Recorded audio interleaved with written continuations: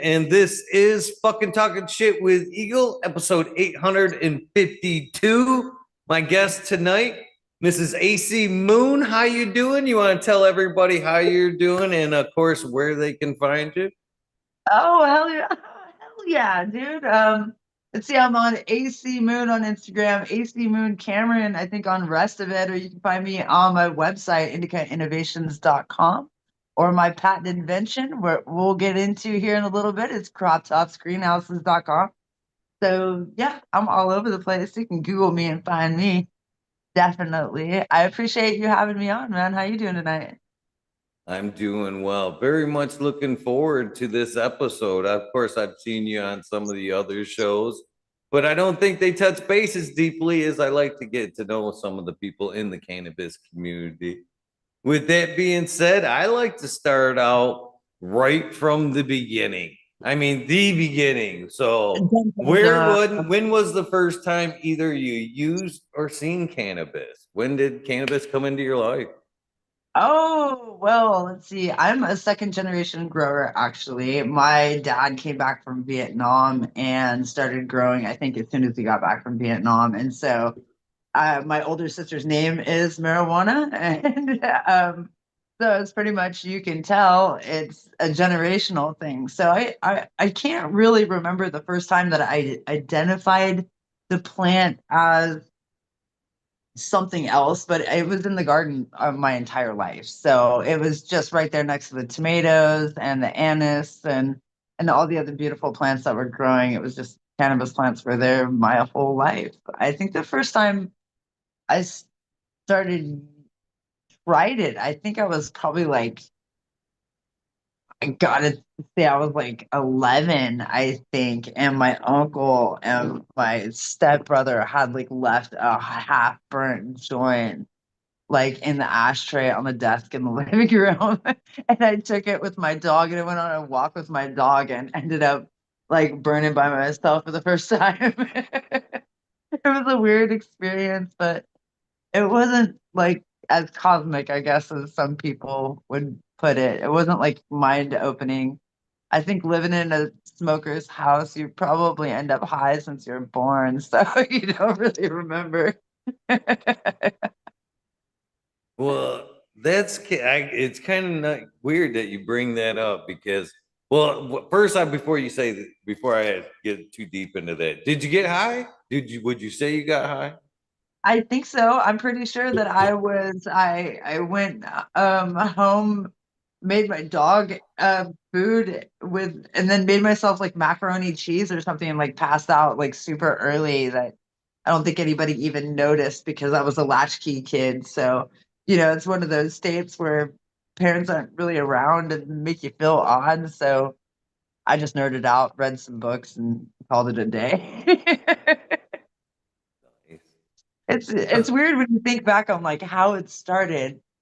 Was it super cosmic? I think about a year later when I first started using like actually in high school, like a continuous use, I definitely was more prone to like get high all the time. But I think that the herb back then is like a fragment of the potency that we have now.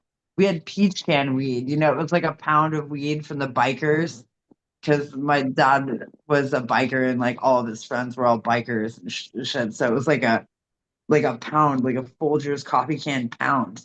And it was only about this big, but it was an entire pound like shoved into this. And like I was hella young and it was my job to like sit there and they'd pry out like sheets of just compressed ass weed and stick stems, whatever it was. And so to sit there and have to like separate it out as a kid, that was my job. So it was weird to say like that was probably one of my more significant duties as a child. Kind of messed up when I think about it. But it'll Right. definitely get you. How old were you when the first time you smoked? Eight, 8? eight. Yeah. Oh, and so how'd you get a hold of it? Dad's stash there. Same It's kind always of. our parents. It's always our parents, right? Right. So that's kind of why I asked it. So, I've talked to, well, you make 852 people now. Oh, And some say congratulations. they do, and some say they don't. And what I've kind of surmised from all these stories is I think that the people that say they don't get high the first time were raised in a more cleanly family, if you will, where they cannabis wasn't around them. You know what I mean? Their first introduction wasn't until later on. But Right. people that do kind of get high, I think it was at home. You kind of had seen it or, smelt it or been secondhand high, I guess, you know. Oh yeah, fully programmed to be a stoner from birth. I think that's kind of one of the things about I've been kind of contending with myself lately on going, all right, well, is it a gateway or is part of the culture a gateway or how does it end up that it seems like a lot of people start smoking cannabis at some point and then, they may in some sense end up, alcoholics or addicts in other ways, but I think it's just like kind of a cultural thing where it's just in that sphere. Cannabis is just in the sphere because it was illicit. And so there wasn't really a sphere of its own to be like an herbal kind of thing. And so it looks very gateway-ish from some people's perspectives. It's been a hard one for me to decide, like, because some people overuse it now, and especially in my age bracket, I'm like, dude, like I use it far too much. Like I want to spark a joint right now, and I'm about to, but Me like too. I've got mine when we right want, here. but when we want to wake and bake at 7 a.m., I mean, is it really conducive to our success? I mean, we really have to think about that. It's probably not, and I'll still do it. And so I have to, think about that in a few different ways. Do you wake and bake? Oh yeah. I was laughing the other day. I'm also a carpenter during the day, or I should say, I'm back to carpentry. Uh, and I allow myself like less than a half hour out the door. So it's Hmm. wake up, start the truck, and I was joking. I was like, I was literally, this was just the other day. I was awake 5 minutes this morning before I had a joint in my hand as I was getting dressed. So Right, but yes. you see that it's such an interesting dynamic because some people from the mainstream world might say like, oh, that's a functional alcoholic, that's a functional addict in some way, but really, like you're getting up in the cold, most of the time, blue collar workers are getting up, before the sun comes up, and some don't even get home till the sun goes down, and I mean, Jesus Christ, you still have that motivation, that drive to just work your freaking ass off while still smoking one. You got to give that's some real props that we need to bring back to, the new generation. Because this generation Z or whatever's going on right now, at least in California, they're a little bit soft. No offense, Generation X, but a little bit soft. No blue collar workers really coming on where they can do that, grab a joint and still go bust it out, 8 a.m., get your everything done. I mean, we are motivated. Our generation is very much motivated by that. I think it's amazing. Uh, but all of us farmers, we do it just naturally. But I think we're so inundated with cannabis because when you work with it for many, many years, I don't get high anymore. And so it's just kind of like a maintenance thing. And I have to recognize that and take, abstinence breaks from it and switch it up. Or most of us just turn to hash and now we're, using the crack of cannabis, which is like the most concentrated form possible. You guys have much of a hash market where you're at over there in Michigan? Oh, absolutely. Absolutely. I'm kind of glad to see it fade a little bit. As much as Oh I yeah, do me too. appreciate the extracts and stuff like that. Um, Absolutely. when we first came on board, the younger generation, as we talk about the younger generation, that's all I seen. That was their introduction. That was the Yeah. baseline was dabs, and I was really concerned about where we were going to go from there. And but I still am concerned. proudly, what I've seen from that is they've came back to flower. they've kind Yeah. of left the dabs alone a little bit and have came back to flower. So that's kind of I been think it'll go like, back and forth for a while just because there's still a lot of, cultural the cultural aspects to it of where the passing of the joint or the rolling of the joint or the culture of just cannabis flower in general, especially on now that we can see it on social media or YouTube and all these things, it brings us back to the garden. I always like to say it's like the gateway to the garden. But definitely, my son Chaos and other people in his generation in their 20s, they're the vaping and dabbing is all they know, but I really have to, when I teach, down in the Virgin Islands or other places, it's all about knowing about concentrates. And because I've made hash, since I was probably 18 years old or so, but it was always cold water. And then, we went to dry sift, keef. And once it got into the, really hard BHO and the butane extracts, I don't care how much you think you're vaping out your BHO. I personally do not like solvent, concentrates. Like solvent concentrates kind of suck. I really want to see, CO2 at the most. Just rosin is so beautiful.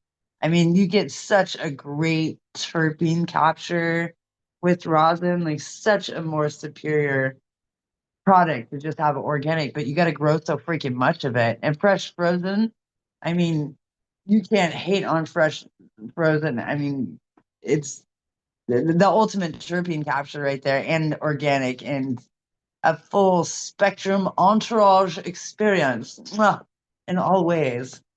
And yeah, all these chemies stuff, I don't know what to do with it. I'm like, what is this CRC and this fucking BHO and come on, take this bullshit out of here. Just wrapped out Delta 8 or something. It's crap. I don't know. I'm with you. Boy, you're making it hard to stay on track because just this subject alone is like we could probably talk about hash for a good long time and just this Oh subject yeah. alone. I recently put out an article. I think it's in this last issue. I write for Weed World magazine. And so the article that I did was about the research that I've done over the last 26 years on hash. And I've created what we call dirty water theory.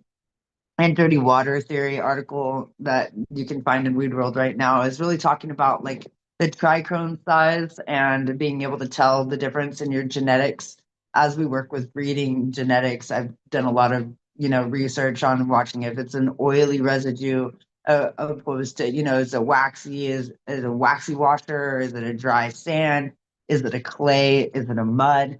And all of those are really due to not just the genetics, but the climate that it's grown in, how it's grown in, the practices, the curing, and all of those things combined to get to that final wash point, that final extraction point.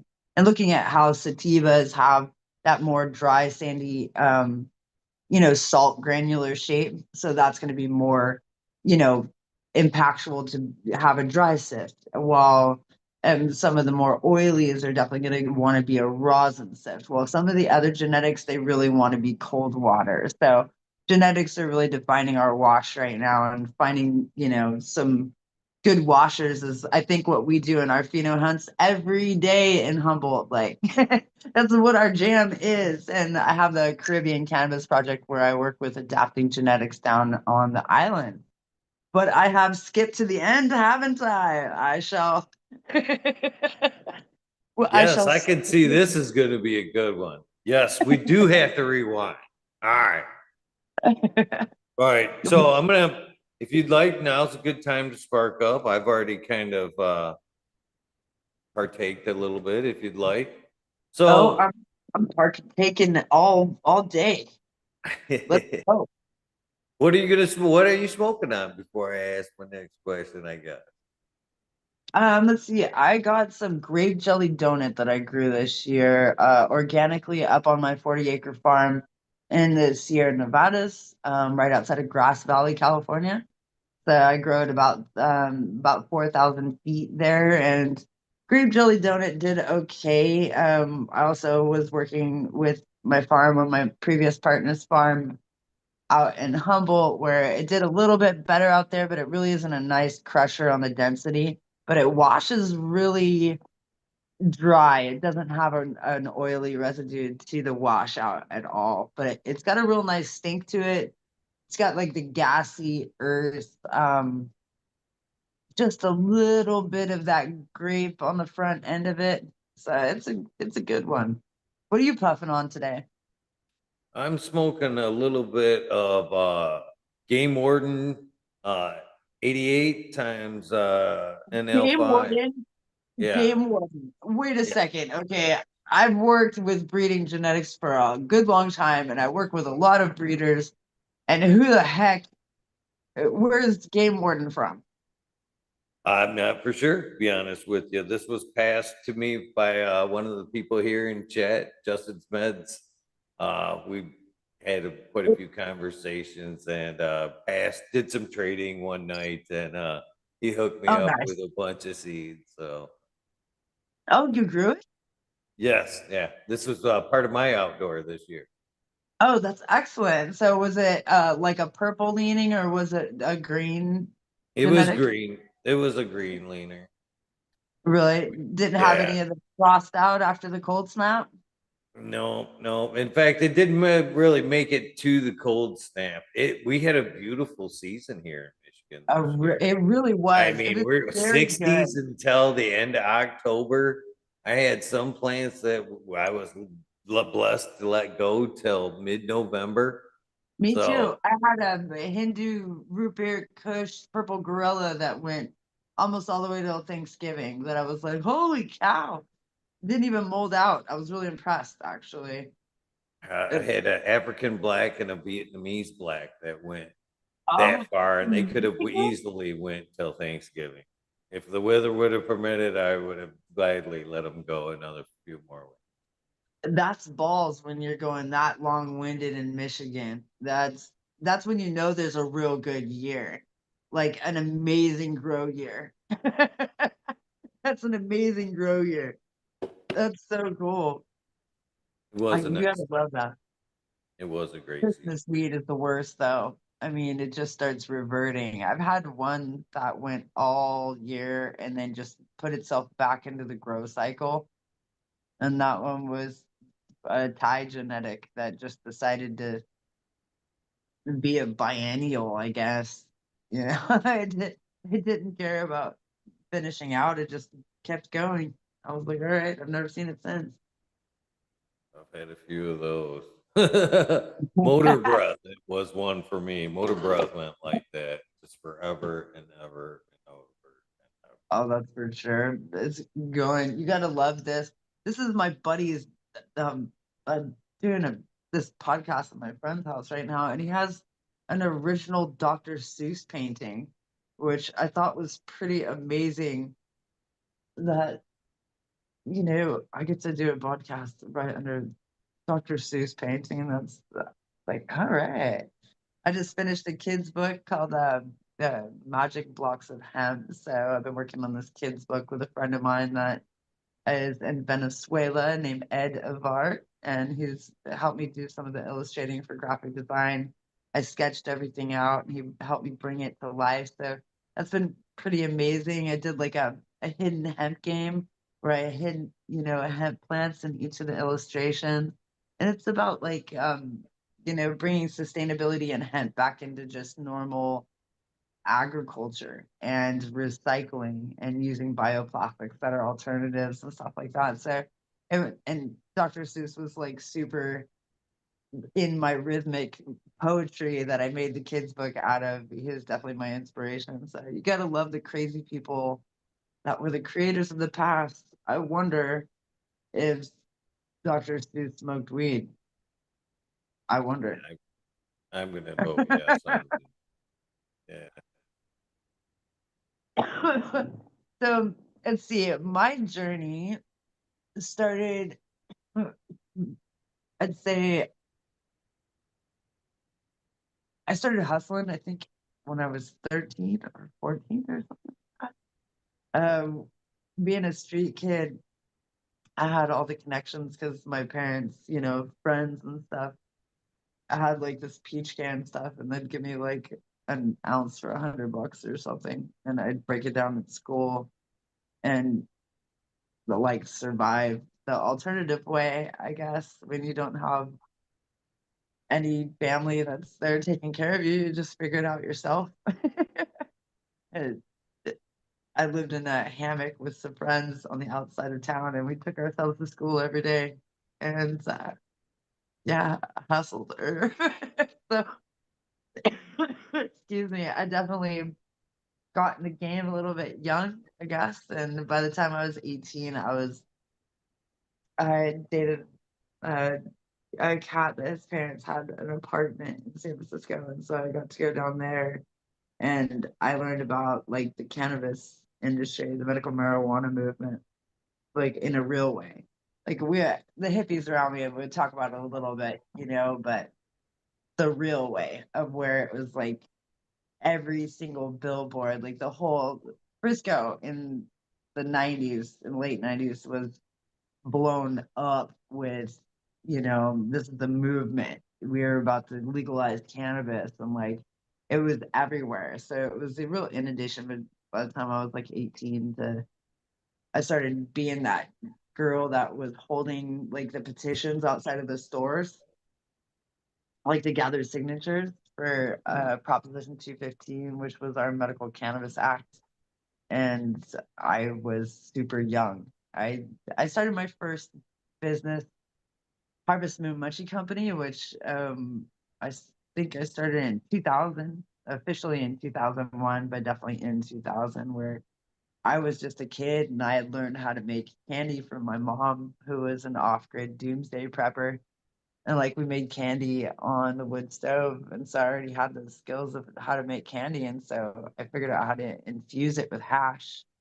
And I was like late teenager, like I was I was young and already running a cannabis company because I really thought that I was, could save. My mom had cancer. I thought if my dad had already died of cancer, my grandparents, I thought that I could like save the world back then. It was we all thought that we do our part. We like keep fighting. We might be able to like have this impact to stop the handfuls of pills and the like all of the addiction and the disease and the death and stuff like that. We all thought that we really could, like, yeah, fucking save the world with weed. And it turned into, we had riots back then, and where people are throwing bricks through the window because I had weed to keep at the dispensary that I opened. And there was, like the Mexicans over here and the different ethnicities, everybody was hustling, and I was just pipelining my whole community's grows, which we all had medical grow permits, up to 99 plants, and I would just pipeline it down to the Bay and then later down to LA to, and I was pretty much the only female doing that kind of work at that time.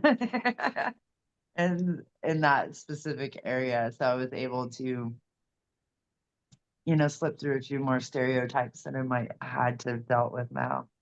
And nobody really thinks that, the little white girl is doing dirt.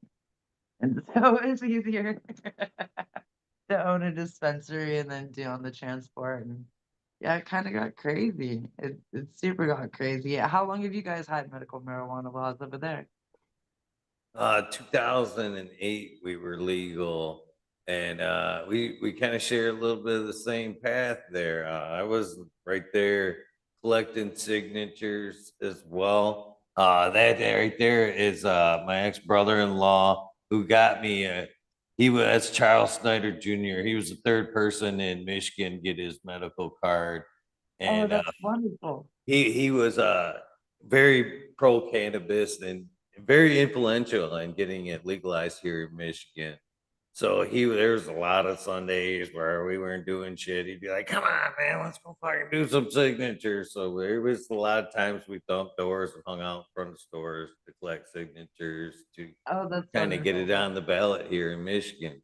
So props to you. I'm very, very much enjoying the story so far. We have a lot of similarities so far. It's That's kind of super cool. wonderful. Props to you as well, because I think that none of what's, you know, I'm always stuck in that space though, where I'm like, props to us. We were the true advocates that are a dying breed right now, because a lot of the community, the industry, not the community that we have is still very core driven, with a lot of that advocacy still there. But there is a huge amount of industry because of the consulting company I own, and like just the fucking business of cannabis, that a lot of people bought their way in. They weren't advocates, they never experienced those advocate moments. It was really about crunching numbers, what made sense, and they came in as investors, or in some way business builders, or capitalizing. And a lot of people get jaded. I used to, they come in on the backs of giants, quote unquote, but I think we're really special to have that experience of being able to advocate for the true core beliefs of medical. I think it's really, really important on the level of retaining like some sort of humanity to what has been like such a capitalized commerce, you know, such a blowout that was just equivalent to or to alcohol prohibition. But now I look at what is, you know, medical cannabis, what does it mean now? If I had the terminology and definitions and knowledge now that I did, then that I do now, I wonder if that story would come out any different. If I had understood that Proposition 64 and the legalization of recreational cannabis in most spaces would be the detriment of medical movement, that really at this point in many states, medical cannabis just means fucking tax exemption from buying at the dispensary or something. Like, it doesn't have any value. But as somebody that's as heavily certified and educated as I am, I know that the word medical means standardized. But like, I wouldn't have been able to say that when we were advocates, as kids getting, I wouldn't have really understood what medical marijuana mean. Now I understand that all it means is that it is sold by a standardized system that is bought into an oligarchy that is governing a huge amount of shit. So I try not to go down those rabbit holes too hard, but now it seems to be something different. So now I like to go back to the home grow advocacy, really be poignant. Like, you're growing, like we have a relationship with the plant. You grow your own plant, smoke your own ganja. I mean, that's that's what true advocacy is now, is the freedom that we have to do that without persecution. Not so much, I feel bad now for repping medical marijuana, because I know I'm handing it to big pharma, especially with rescheduling on the table. And so now I feel like a lot of my work with medical marijuana was now poignant to actually big pharma taking over, which I feel is something that is in the works of happening, like, for the real. So it's hard when you have, that 25 years of watching the shit go down and trying to decide on how it's gonna go. It's always a wild one. Yeah, it's a wild one. It's super fun though. Hey, It has hard been to go. super fun. It's been at some points tough to keep your heart into it, 100% with ups and downs and watching the medical aspect of it collapse. Um, my heart is still in the medical side of things. I still call it medicine. I believe that recreation is just a smoke cloud by big pharma to erase the medical cannabis conversations that we once had. Uh, yeah, I do believe this is Yeah, a very powerful plant and that's a medicine still.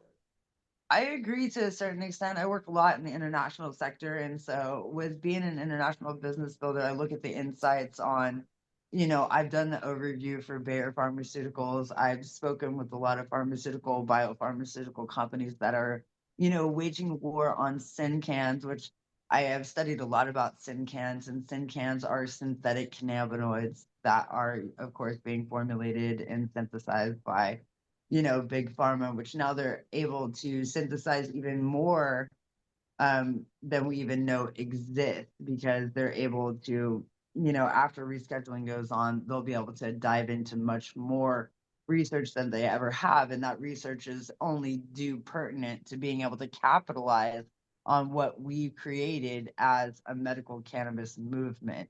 But they'll capitalize on that stigmatization in order to just bring it back to sin cans in some way, because then they'll be able to synthesize any cannabinoid for any poignant use and then have some sort of false bought out bullshit abstract to verify their scientific research in order to capitalize more governs and then lobby for more funds, which then again pay for more laws. So it's really a hard one to go down because I do believe in medical, but now I realize that I don't believe in medical because medical means big pharma. I believe in plant freedom. There we And go. so um, plant freedom is not big pharma. It is the fact that have the we all have the right to work with Mother Nature and what she has provided us, and to use it in whatever facsimile that we need. And I actually had a really deep philosophical, borderline psychological conversation with an MD, PhD psychologist of addiction and recovery just recently. Really trying to determine for myself right now on if I use cannabis because I've broken 26 bones in the last 5 years. I've broken my sternum, all my ribs. I've dealt with neck being broken for the last 20 years. I've gone through a lot of physical pain and abuse and have chosen not to use pills or medicine or pharmaceuticals in any way, but I've used cannabis to the point of where it's became such, as we spoke about, such an ingrained pattern to be using it all the time. I wonder, if I'm guilty of putting my own tolerances or needs for medical pain relief, too heavily on this plant. So really trying to like get into the physiology of like what is it? Is it sacred medicine? Are these things, or are we actually fucking drug addicts that can't admit it? Like to a certain level, I was trying to accept it to myself. I'm like, shit, I'm a fucking drug addict a little bit. Like it's one way or another, but it really is just ease the ham hocks on how we just label something. Because opium is a beautiful flower, and you can test positive from lemon poppy seed muffins for opioids. And that same flower is synthesized into heroin. It heroin is bad, but morphine is the medical grade, so it's good. But it's the same fucking plant. So like I feel like our wording is part of this game. And I've been working a lot on taxonomy and nomenclature, binomial nomenclature, including with cannabis, because I'm trying to decide on how much do our words like really affect this game or the community or how we see it or policies or laws or hype or our words like affect fucking everything. And I believe in medical replacement of addiction, but I had a PhD psychologist tell me that every single time someone sees their addiction from the eyes of an addict, that's their medicine.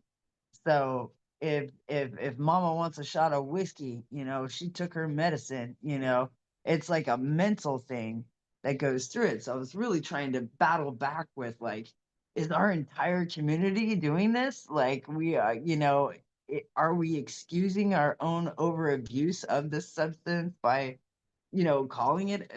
But I don't. I believe in it so fully that I had to just battle for about 3 hours to get through that conversation on a full tank of gas. Just like we're not drug addicts just because we call it medicine. And yes, it does have some addictive properties, but psychologically more so than I think physical. So it's it's a hard one. I personally love cultivating the plant. I'm obsessed with cultivating the plant. I think from growing up around it and just having such a deep relationship with, it was my job to take care of the garden, from I don't remember life before taking care of a garden.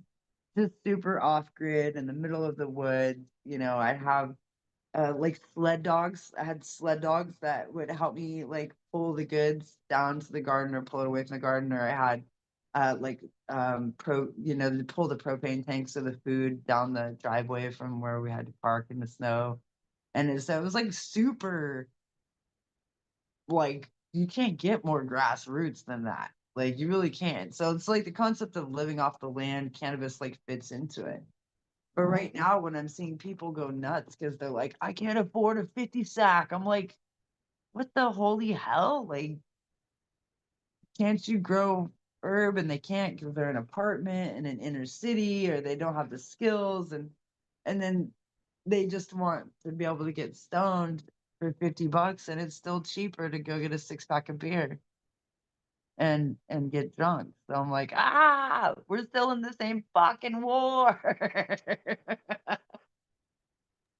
Now, see, that to me is where the legal market, that's the only comfort I'm getting in the like recreational market is for those folks right there that you described, the ones that can't cultivate for one reason or another because of Mhm. their landlords, but they still need it, but they still need that cheap fucking, bag. Well, there's the Yeah, dispo. Yeah, you know what I mean? That's where the place for that comes in. But other yeah. than that, the recreational side of things, as you say, I agree 1,000% with everything you just said. With 1,000 and then some, because yeah, it is the plant. We need to free the plant 100%. It's not necessary. The pharmaceutical side, I just want to say this: a deck of card has 52 cards. You can shuffle it endlessly and never get the same deck. You know what I mean? Right. A cannabis plant has hundreds of cannabinoids. Good luck getting that one combination. You know what I mean? If we can't get the same in a random shuffle of a deck, how are you going to shuffle all them cannabinoids to tell me you've got what you have in front of me every time?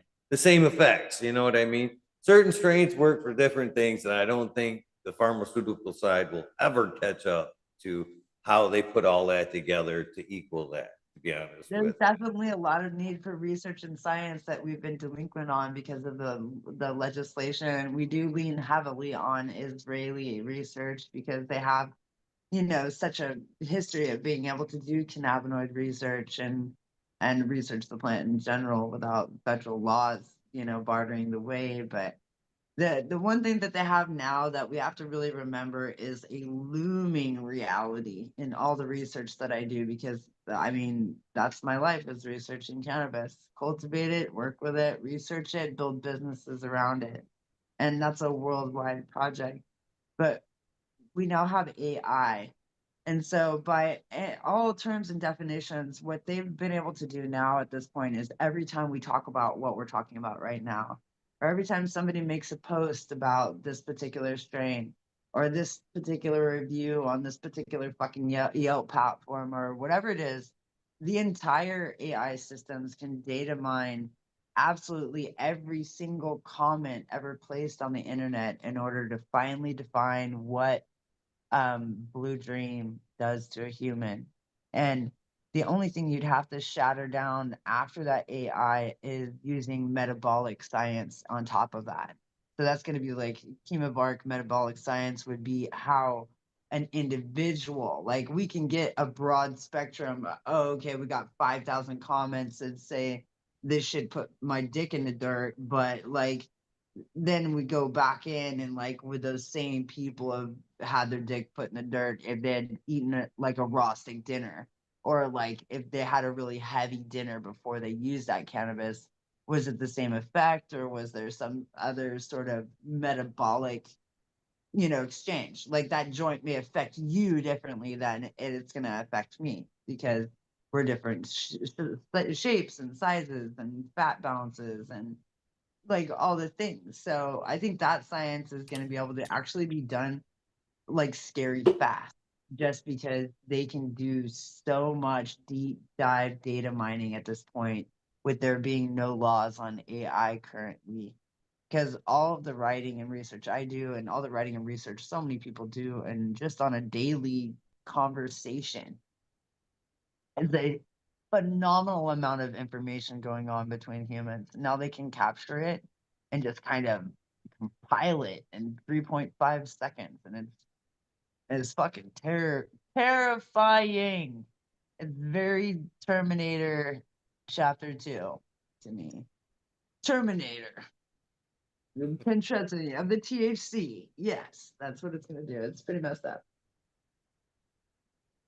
Technology is very terrifying at where we're at with that. It's What? super scary, but it's also amazing. So I'll say okay, so I'm a patented inventor. I started getting my patents. I filed my first patents, I think, in about 2011. Um, I had dealt with some federal raids by the wonderful, lovely three-lettered people that govern our world. And those three-lettered people like to, handcuff me to 5-gallon buckets of cement, which, that never feels so lovely, but uh, but I end up having to ditch out and, ditch fat down the canyon and get out running choppers, dogs, and whatever. And ended up to change my life. So I had been growing cannabis and had gotten my degree in horticulture and all the things. And yeah, decided to design this. I had like all these plants that were outside of my light depths, and they're always stragglers and things that were just not, there's too many of them, so they weren't in the greenhouse or whatever, and they'd start getting dumped on. So I just like make, grab tarps or like whatever and just throw up whatever jinky covering I could over whatever to just try to keep the storms off my buds, because I knew that they'd rot, they'd break. I'd have many years in my adolescence going, oh, broken weed. It was like back then we just watch it all kind of like fall over and pick it up later. Um, but yeah, it made me start inventing crop tops greenhouses.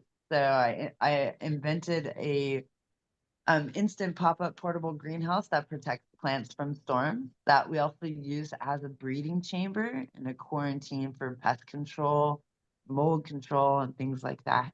And got some hippies that have used it for showers in Trinity Pines. That's for damn sure. And and my son's worked on motorcycles underneath it. But I got some nice polywoven plastics, which are woven plastics so they don't rip. And so it's basically an umbrella design that has those greenhouse polywovens underneath that umbrella design, also with an attachable skirt and a telescoping pole that goes up to about 9 feet and is perfectly covers a 200-gallon smart pot or geopot if you work with, the raised bed concepts. And so it grows with the plant, starts at a little dome system down below, and then clicks up until you get the height that you want. And so anytime you need your plant, you just get tied to it. And the storm comes, you just snap that umbrella thing on. And if it gets real bad, then you put the skirt on and get it all tied down and make sure your plants don't get all moshed out. And also helps with some deep freezes and things like that. And I really enjoy using it as a breeding chamber. That's probably my favorite use for it, besides just, keeping the rain off my flowers. I dig it. So I got that. Filed my first patent, like I said, in 2011, 2012, or right there. And I fought for several years and gained my first federal patent 5 years after I was federally rated. So 5 years from federal ratings to federal patents. Woo, woo. That was my claim to sanity for my get back. And so that was like the middle of my journey that kind of perpetuated me on towards working with international. But that is like a chunk in the middle. That was the middle of there's a tons before that and tons after that. But that's one of my favorite things is working with innovations and intellectual property in cannabis breeding, genetics, creating products and innovations that may be useful and sustainable and helping to build our community and commerce in like a way, that segue of us talking about technology for a moment. Technology is scary, but our space and our need for innovation is real regardless. We just need to be very conscious when we're innovating and when we're inventing or just in any way propelling things forward. We need to be conscious of keeping control, meaning we need to not over innovate so that everything is dominated by the internet.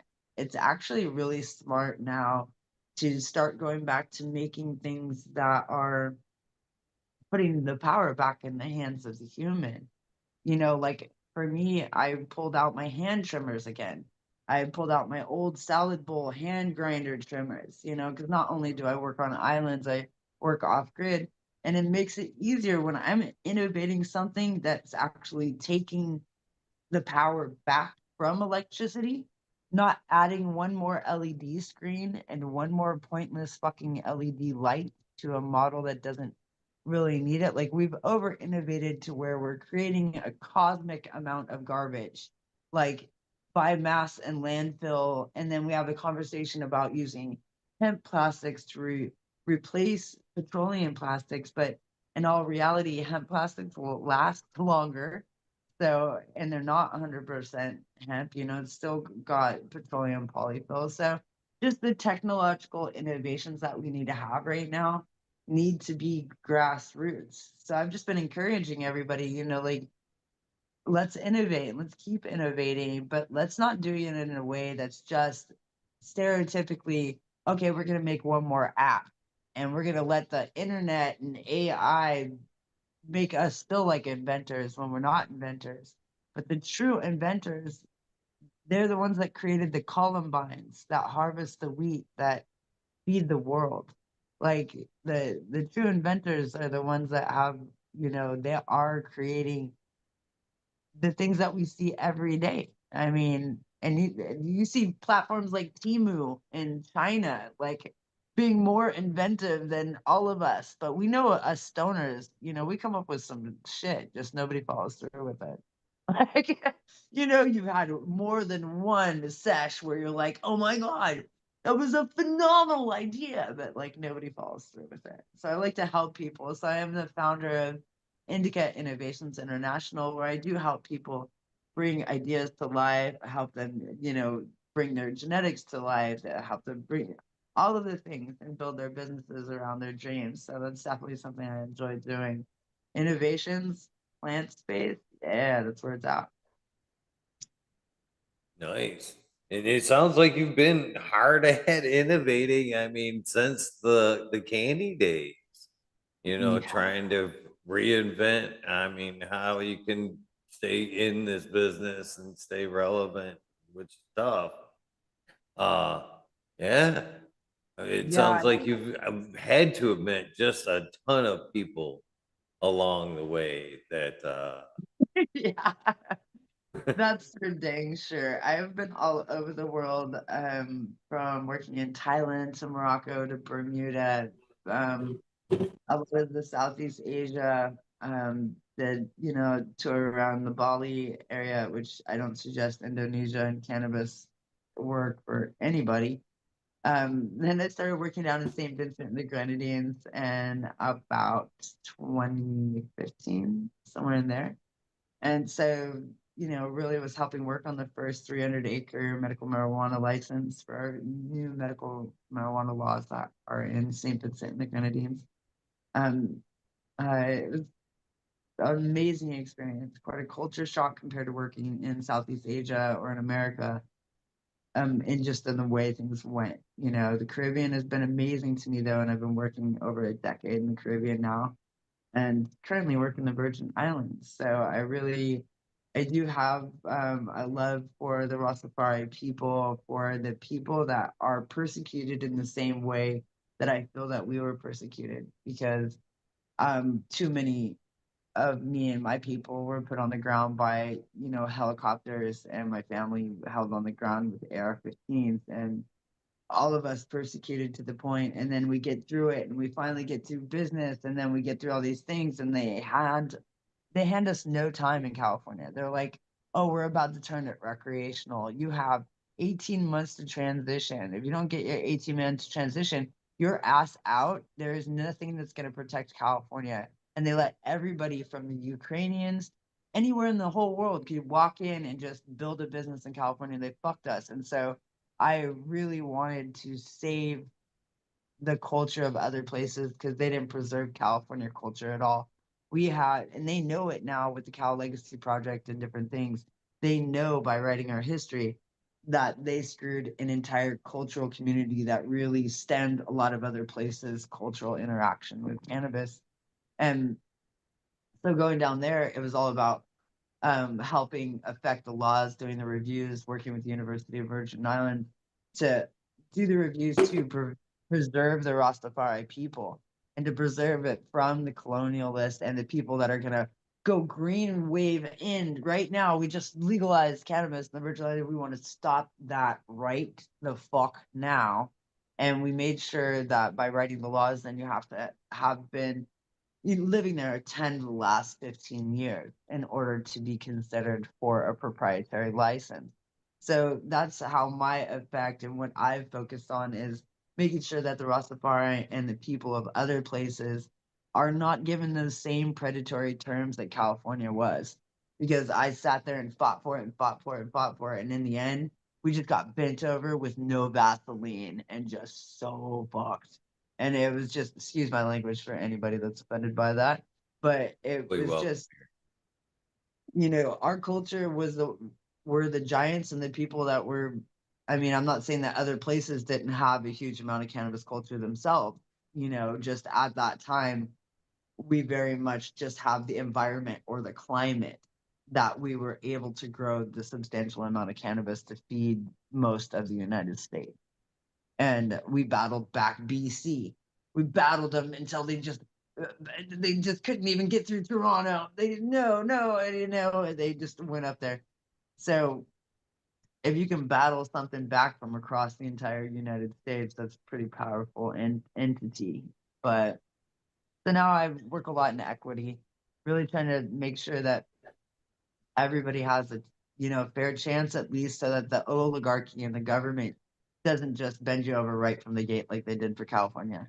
Just give them a chance at least, because now we're all of us are like closing everything. Everything's closing. All of Humboldt's turning into a ghost town. You know, most of the spaces that have thrived during, you know, medical are now a lot of addiction going back on, you know, a lot of failure. And again, most of the towns are just all boarded up. Like, and these were thriving capitals in, you know, Humboldt and Nevada County and lots of other places. So it's it's really sad to see that cycle. And it's because they didn't give a fuck on what was happening to the locals and the real people. We do. We do. Yeah, they didn't care about what would be happening to the people that, you know, went to jail for it. They just wanted to see how fast they can make money off of it with taxes. And so we just had to slow it down a little bit. And now I'm glad to see that the Virgin Islands is being very, you know, calculated about how they implement those laws and and protect their own people and give sacramental rights and amnesty rights to the Rastafari. It's super important. Something I feel deeply about. And working in Jamaica was cool too, but unfortunately they've been treated poorly by white people for far too long. There's a lot of colonialism. No, it's such a weird topic though, right? I'm fascinated by the passion, I'd be honest with you. To answer the question about, and I've faced the question myself. No, I don't think you're a drug addict at all. You have there's obviously a deep, deep passion here, and I've seen a lot of people struggle with that question, to be honest. And I don't think it's, to be honest, us being addicted to the plant as much as us knowing the potential of the plant and us just kind of scratching the surface of it. Because there is a very much a sacred attachment to cannabis. So when you were that young girl making the candy, would you have seen yourself where you are today with the passion you have? And what I mean, so what happened from girl making candy to what lit this fire? You know what I mean? It sounded like it's pretty deep as it was, Let's see. but there's a difference between having it in the blood and starting a fire, and you Yeah. obviously have a fire for cannabis. So Well, yeah, but I have a fire for all things, though. And cannabis is just an outlet or a catalyst for me to be able to pour that passion into, just because I know that it has enough attention to it that it can be used as a catalyst for a lot of world change. And that could be from getting people to start understanding what organic is, or from regenerative farming, or understanding that, yes, coffee is a drug and so is sugar. And yes, we are addicted and we are over consuming, and it is depleting our life cycle. And it's also depleting our ability to think sanely. All of the stress and the everything on top of the addictions and the PGRs and the shit that they put in their food and the fucking the oligarchy has successfully screwed humanity and is continuing to. And so when I work with cannabis is the last place where I was able to have a free commerce space to where not only could I have control of the organic medicine that I created for my patients, having grown up with a mother that had lupus and died of cancer, as well as everyone around me in wheelchairs, or bikers with lots of mental addiction or alcoholism. My father died of alcoholism when I was 18.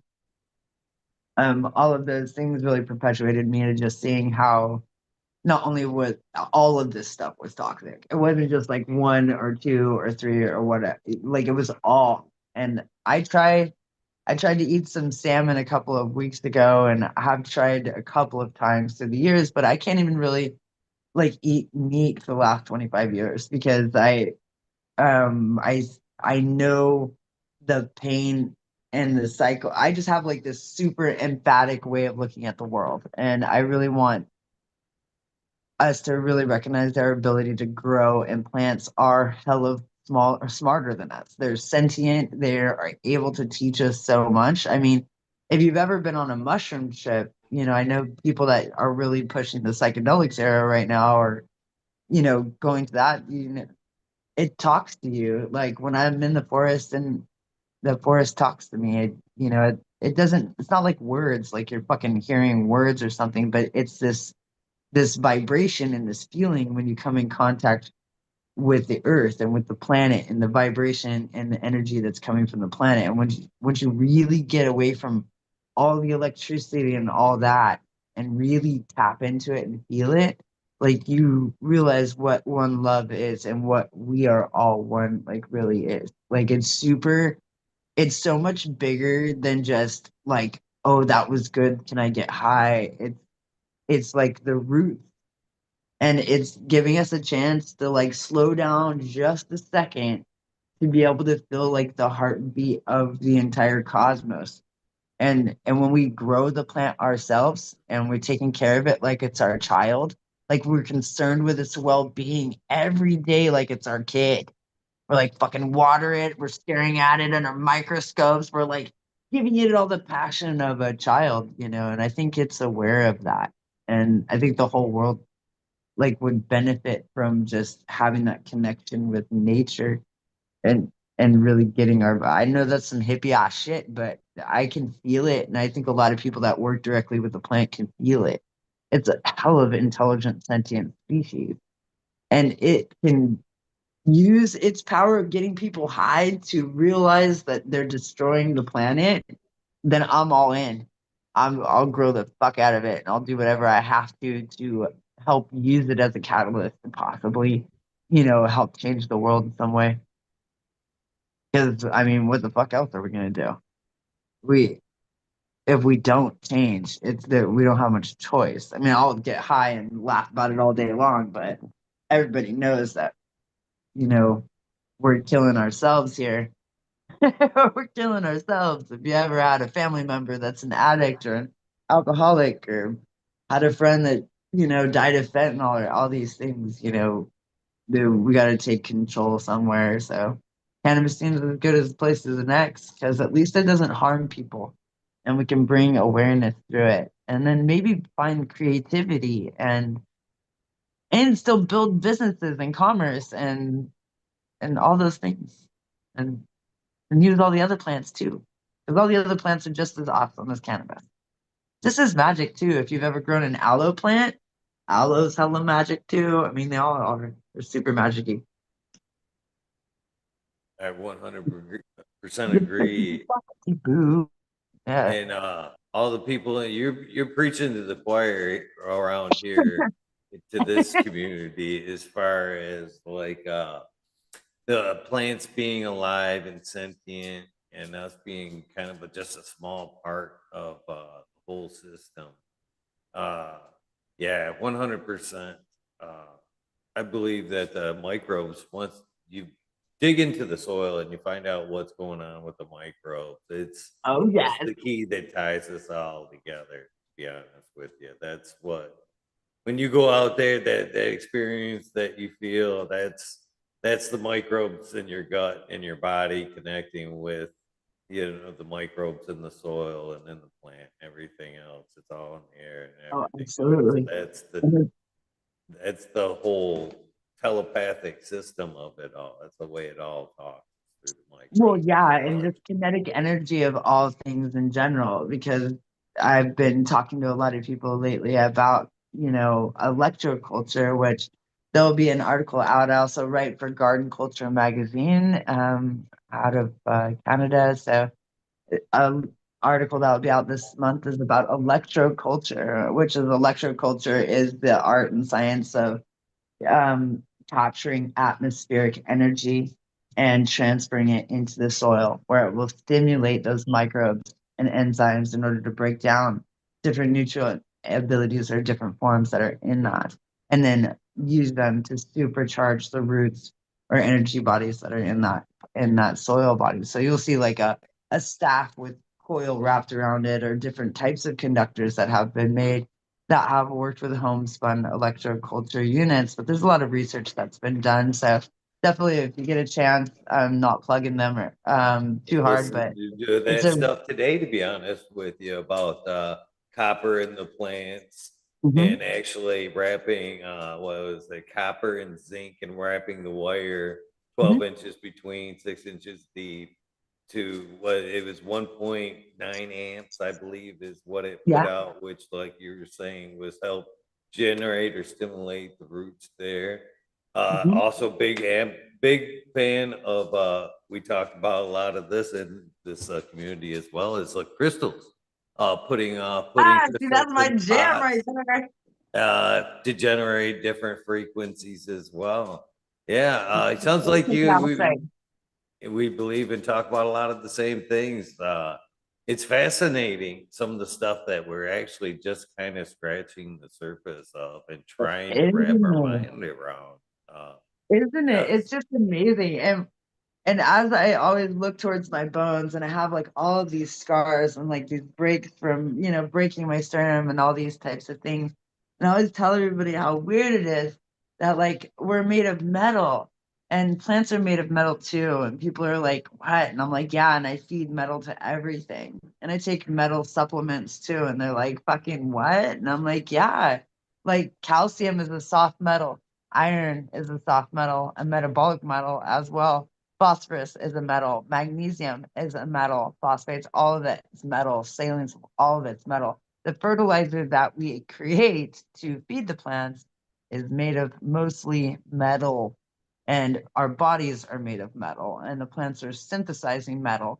And all of those metal ions that are floating in hydrogen oxygen settlement, which is water, which is a non-organic solution that's used for transport, they all have a negative or positive ionic charge on an atomic level. And so each of those particles of, albeit metals or saline salts or organic biocompounds, as well as the hydrogen and oxygen molecules that are in water, all of that all of that energy charge that's going on, plus the movement of it, plus the cosmic movement of all on top, that has electromagnetic purpose. It is stimulating through electromagnetic charge. And that's where electroculture comes in, because when you're partnering all of those metals and the ions and the charges with polarity of global gravitational um electroculture poles, we actually have the ability to like have an increase of our crops by 80-90%, if not over 100% duplication of our crop yields. And the same is going for the strength of our body. If we're That's why you see the bodybuilders that are really pushing a lot more of those alkali metals in their body. It makes them look stronger. Well, it kind of makes sense, like doing the same thing. So we're just supercharging plants with electroculture, and it works really great with cannabis. It really does, especially if you do a southern facing polarity. And so, like, make sure all of the southern points are really with your stock. Your main point of entry into the soil should be a southern facing point. At one And point, we had a guest on Twisted Roots that would insisted on putting magnets in his bucket that were all yes, kind of in the same direction. So when he spun the water in there, it kind of picked up that magnetic polarity in his water as well. I love that, but it's really difficult to do because if you look at the science on it, it's quite willy-nilly, and I'd love to talk to him about it one time. We'll have to have a chat about it. It's quite willy-nilly when you're having a free floating magnet, right? If I'm just like dropping magnets in the water, or I have one fixed to the bottom of a brewing containment system or something to that effect. We have to check the polarity of that point before subjecting the area to a vortex of a different polarity, because you have to take note of what its ionic atmosphere is. So if you have a fixed magnetic atmosphere of a negative charge, then you would want obviously your floater to be a positive charge.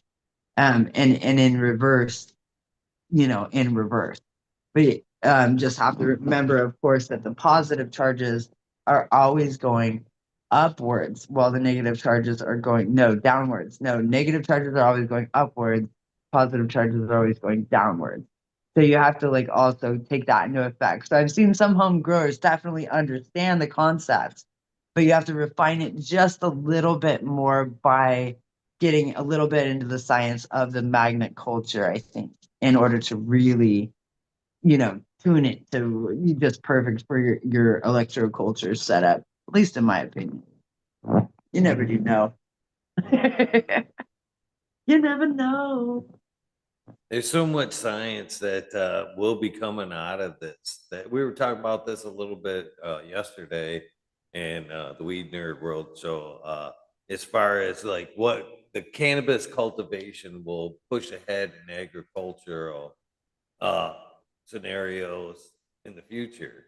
I think Oh they yeah. are already starting to take a little bit of note. Some of the stuff that we do here and are starting to kind of examine uh, will be future farming here in the in the near future, to be honest with you.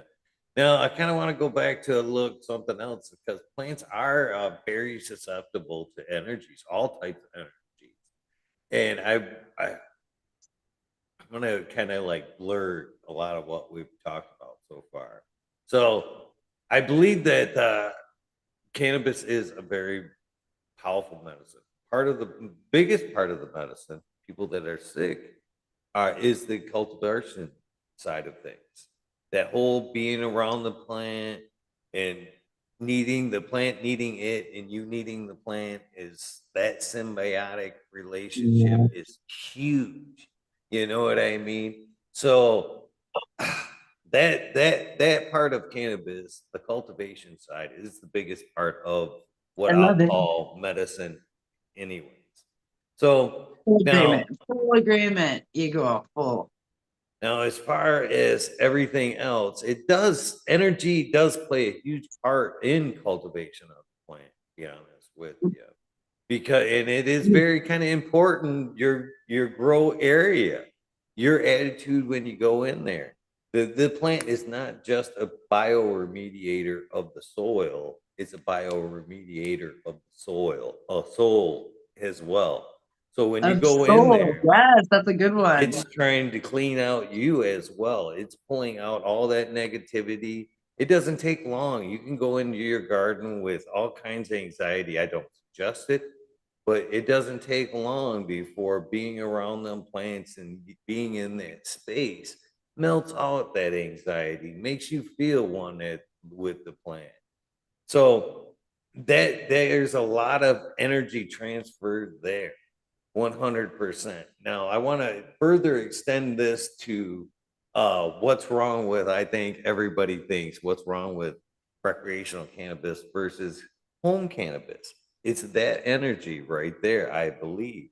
That I symbiote, would that agree. relationship, that going in there being so happy and that being so much part of your life, that intensifies that plant, that medicine 100%. Now you take that to the recreational market when it's a 9 to 5 job, and some people aren't so happy to be there because it's 9 to 5 job, and it Right. feeding off of that energy. So it looks good, smells good, kind of heartless. I've seen that in my own gardens. Now, when I've had troubles in my life, I've been Well, able to sometimes produce it's genetic great too. flower. It looks good, smells good, but by my standards, it hasn't been, it's as hollow as my mood when I was in there. You know what I mean? It sucked out all the bad energy. It looked good, but it still had, you know what I mean? It's a bioremediator. It pulled all that shit out of me and it was still there, but it had the toxic shit that was in me in the flower. You know what I mean? Which made it less than quality. So I think it's that energy, our energy in general plays a huge part in cannabis or Does. plants in general.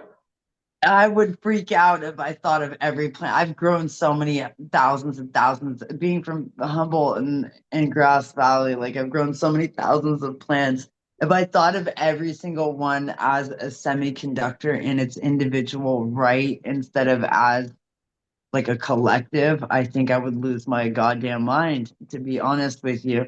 Just because the amount that we work with in the Northern California area. Like if I work on a horticultural level, which the difference between horticulture and agriculture is obviously horticulture is one plant, while agriculture is lots of plants, working at a bigger state.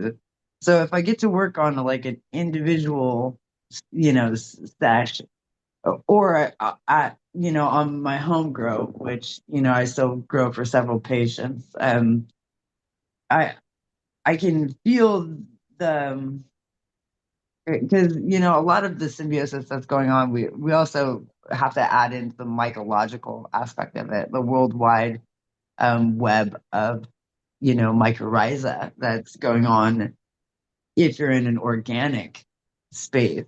And I can, for myself, my difference of feeling of cannabis is the difference between ones that have PGRs or not PGRs, or ones that are grown with a salt base or an organic or regenerative farm. Like I can feel the difference and smell the difference and see the difference in something that's organic and regenerative, something that was grown, like you're saying, with love, with an honest, give a hoot for the plant. When you're doing things in agricultural ways, they're not trying to give it the best or trying to get the best return of investment. It's about money. So you can't look and focus on any one plant or even any batch of plants. Even a section of a 50, won't have as much love as another. But I also can say that, have you ever had the problem where like, I have such a relationship with the plants I grow that sometimes they don't get me as high? And then because I'm used to my own cannabis easier. And so now I've gotten over the last 10 years into, well, 20 years or whatever, you grow several different flavors in your home grow, even if they're tiny little ones, so that you can switch it. Like, do you have that problem at all? Have them all tasting similar or being Well, similar? do the effects ever like wear off from you having just one specific cannabinoid Oh saturation? yeah. Oh yeah. I definitely have to have a few and switch it up all the time to kind of maintain a freshness. I can't just be stuck with that one cultivar forever. I mean, it's Yeah, I wish, but no, I have to have a nice little. I've wondered again, as we wonder now, like, am I a stoner or am I spoiled now to where I have to have a bunch of different flavors? Maybe, but no, I think I've noted now that I could, if I stick with one, it isn't exactly. I'm a California girl, so I was spoiled 20 years ago for sure. When it comes to cannabis, I have spoiled and I've created genetics and have so many types of seeds and everything available that it's amazing. And right now, I've been working on the Caribbean Cannabis Project. So, working down in the Virgin Islands for, I think I've been working in the Virgin Islands now since 2020, 21 or 22. No, I was working at SBG in 21. So 22. And so I helped them do the reviews to get their recreational laws and to finally instate, first businesses going into transitions. Now we're building farms and genetics companies, retails, and we'll have the first consumption lounges as well available on the beaches.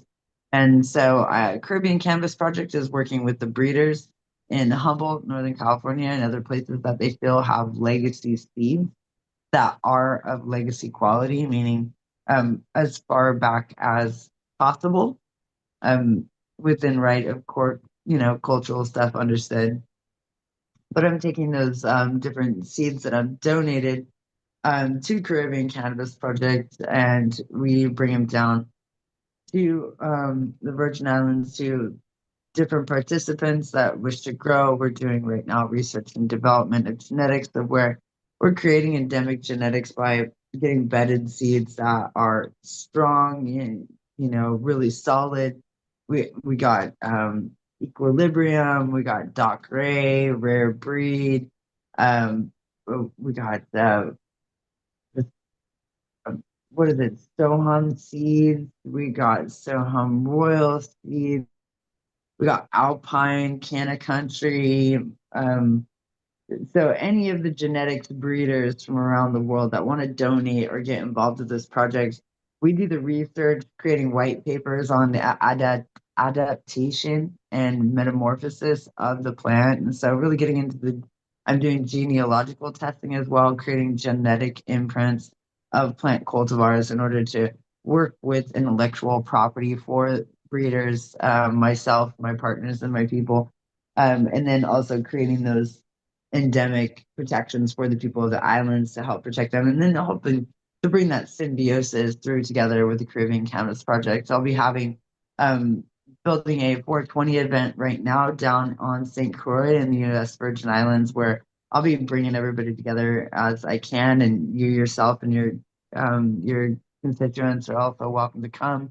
Where we're gonna have a nice solid little 50, whoever wants to get booths, we're going to be offering them very, very cheap, under $500 for booth, like all the way down to 250, honestly, for those that are equity or in need of that, so that people can come down and have a little bit of a vacation time, understand what it's like to have an island life, and maybe get a chance to have, some symbiosis with Humboldt, California breeders, farmers, cultivators, political advocates, and those creating consumption lounges and retails. It might have an opportunity to partner up or find a space in the Caribbean with some of those locals that are building those businesses with me and with other consultants. So it should be a good time. We're getting that going together right now. And so the seed production and breeding is really important as we're going through all this journey of, as plant lovers, as plant stewards.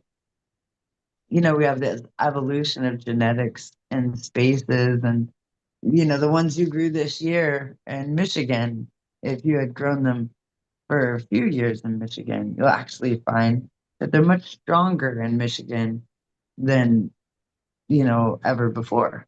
Because as long as you have those vetted, stabilized genetics, gives the plant a chance to adapt. And so I offer abstracts and white papers back with all of our research back to the breeders that do the donation, or to those innovators that donate products that would help those new farmers that are just breaking in to get more information. So it should be a real entertaining, real informative type of special engagement going on in 420 this year.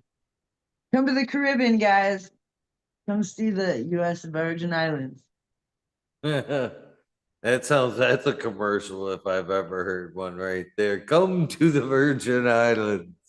I Oh yeah, remember the cruise commercials there, but it sounds pretty similar. But it's one in a million. it Yes. sounds like a beautiful thing there. 100%. The And weather, they need our help. cannabis.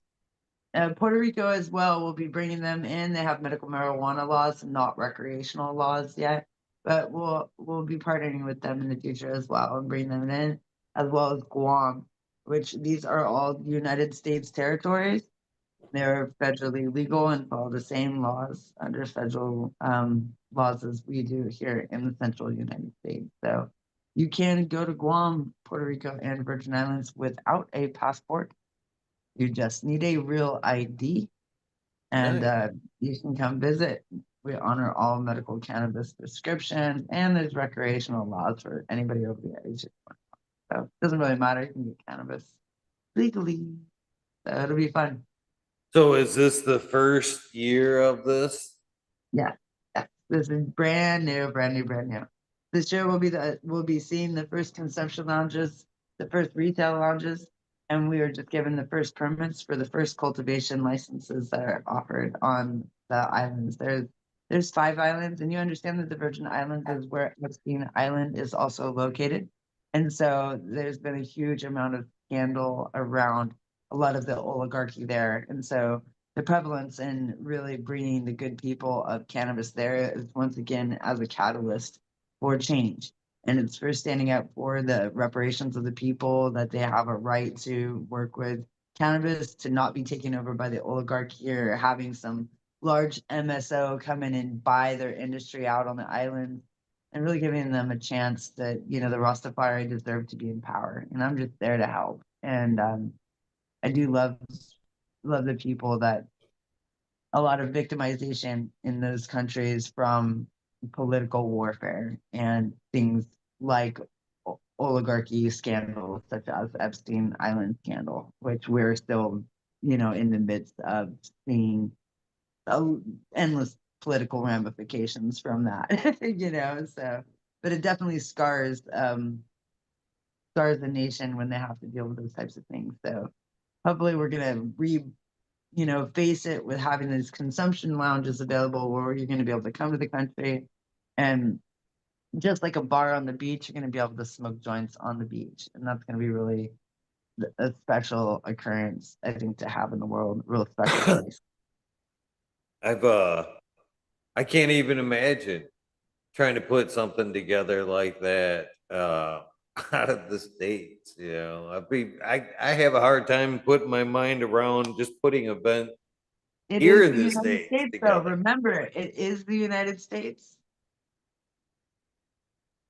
But still, well, it's still, I guess you're not there. I guess. Are you, how often do you travel there? I mean, I'm there about half the year. yeah, nice. And then the rest of the time I have normally been in Humboldt working with the farms or on my farm in the Sierra Nevada. And so we bounce around to whoever needs my consulting. I've done a couple of jobs in Michigan, that's for sure, more than one. And I really like to help just people build businesses. Right now, we're doing some infusions and topicals businesses, doing their formulations, um, writing a couple of books, and collecting research on the genetics that we've been building up as, a collective community. Really just loving the journey. I've been also working on, um, I speak a lot on the Dank Maven podcast with Future Cannabis Project podcast in the past, of where we're really, I've been trying to hype out a lot of the understanding of the political warfare behind terminology.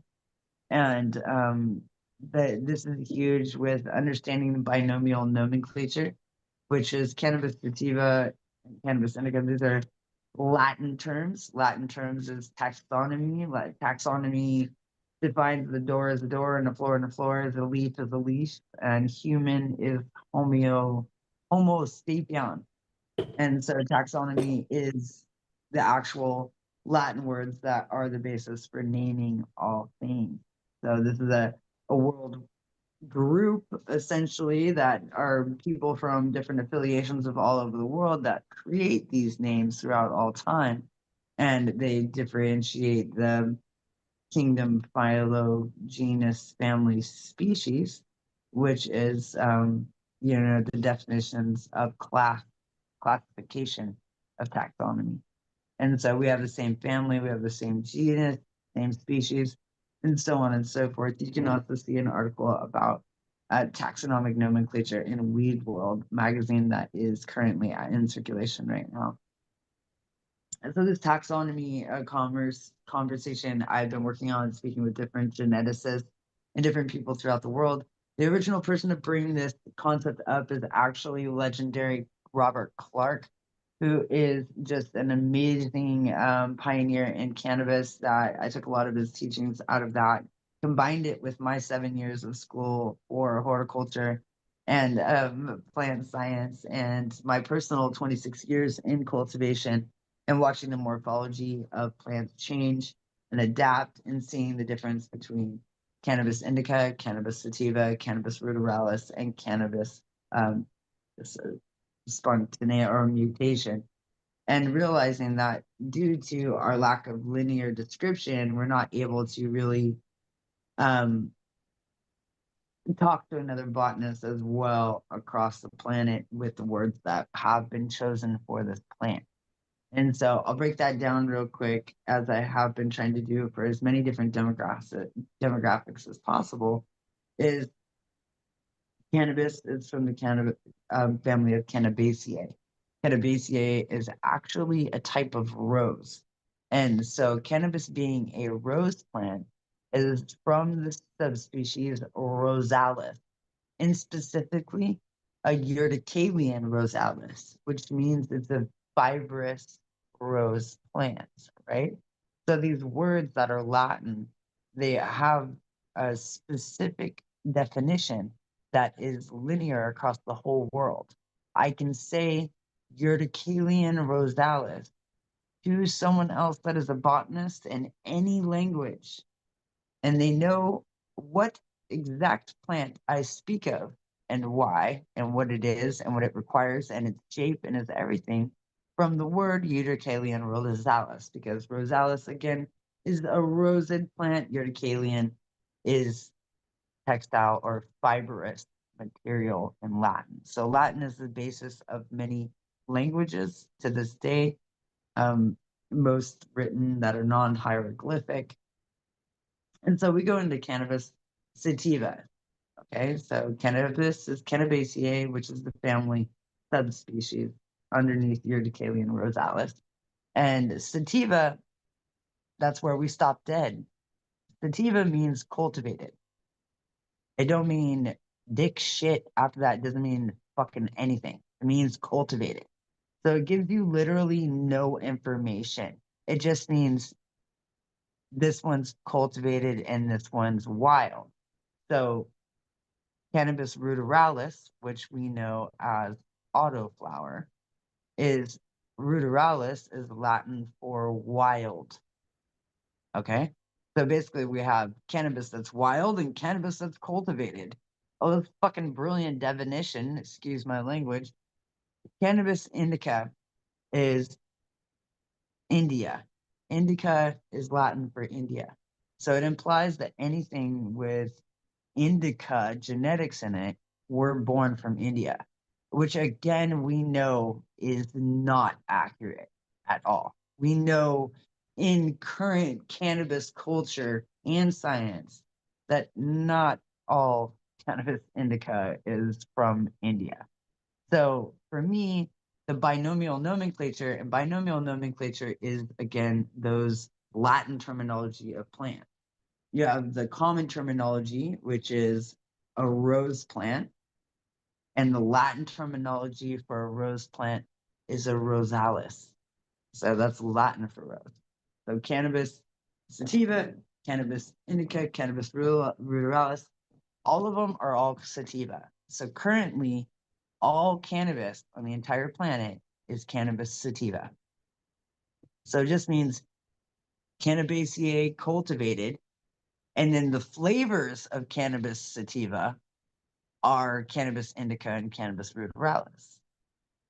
To me, it makes no linear sense.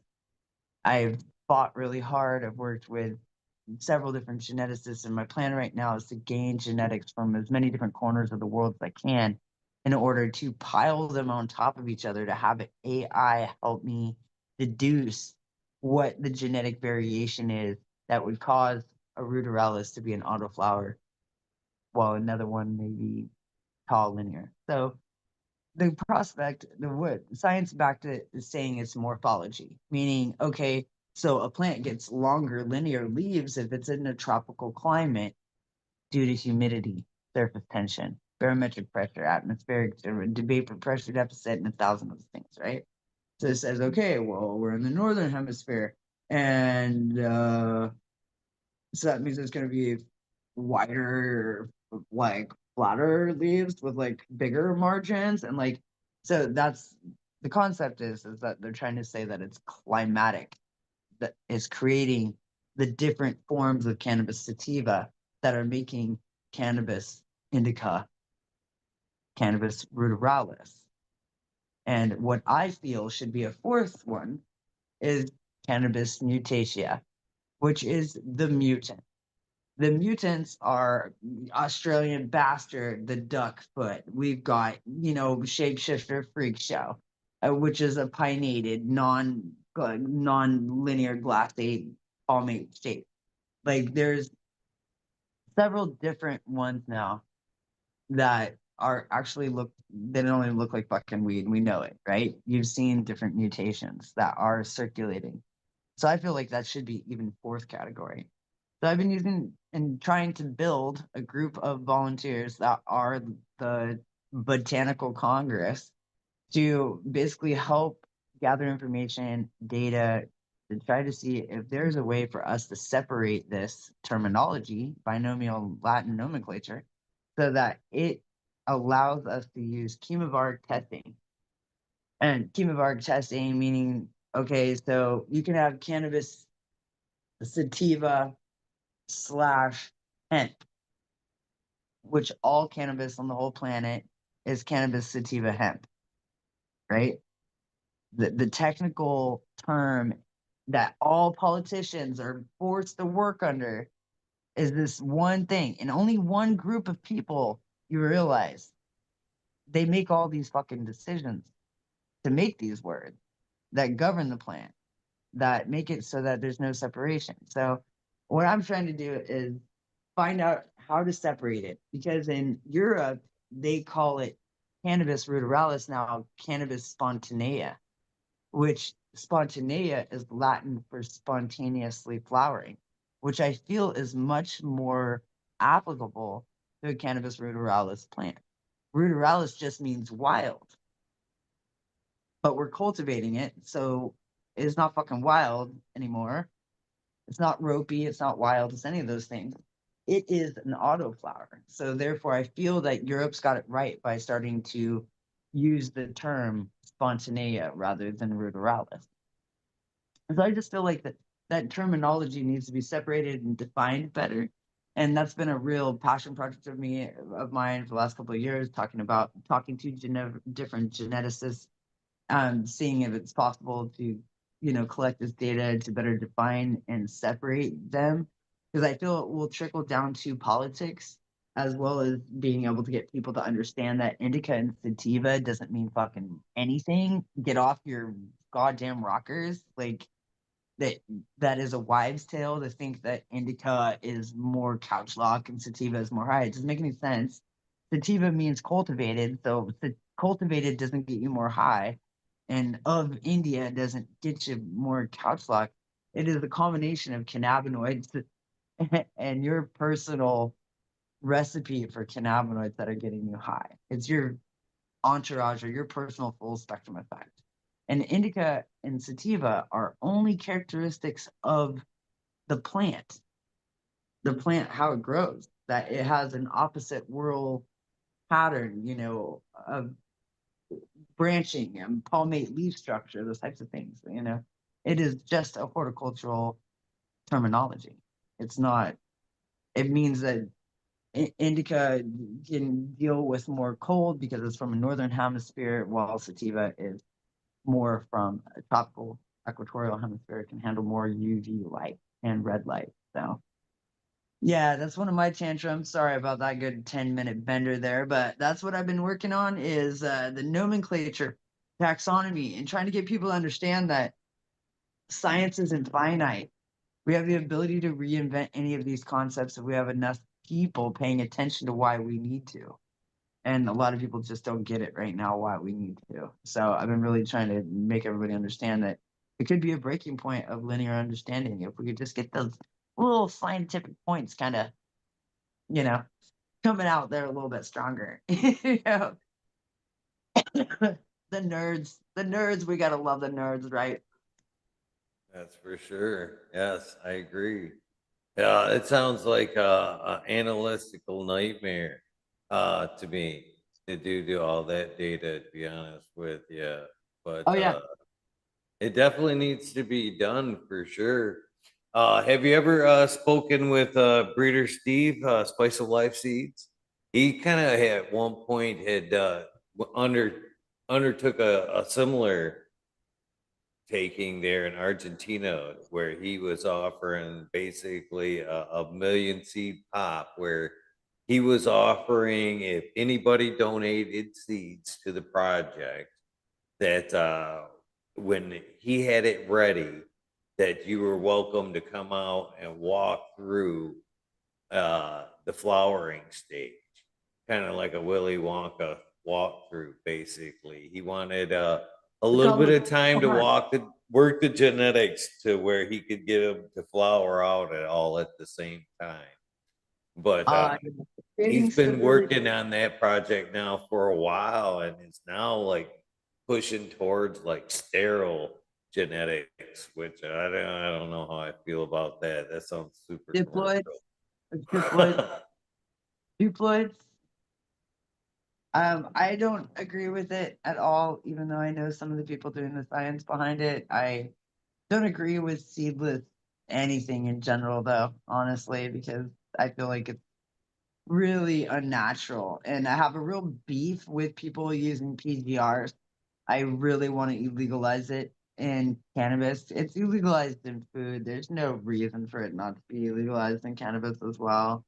I mean, PGRs are bad and they're not only making our world infertile, but they're causing serious mental illness because of the chemical imbalances that it causes in our body when we ingest it. And it's really plant growth regulators are hormone manipulators. And so, I mean, it is all built off the concept of auxin and gibberellin and, oxalic acids and the different absorbic acids that are available, abscisic acids that basically control our fertility, our senescence, and it is killing the fertility of the world in a very provable way, and also decreasing the fertility and reproductive cycles of microorganisms, enzymes, plants, and fucking farms and soils and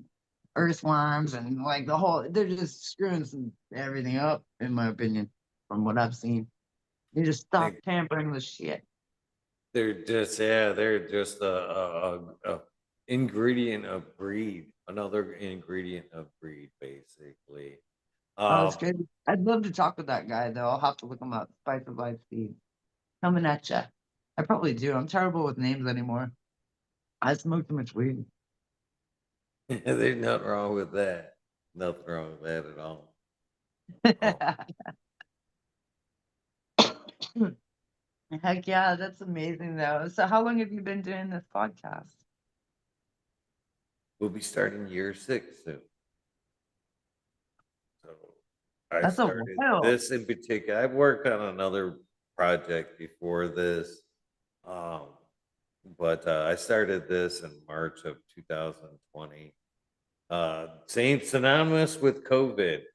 My first episode was March 25th, 20, right? And that was the first official day of COVID.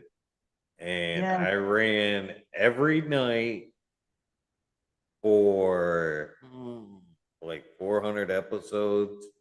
Every night I was going from 11:30 to 4:20.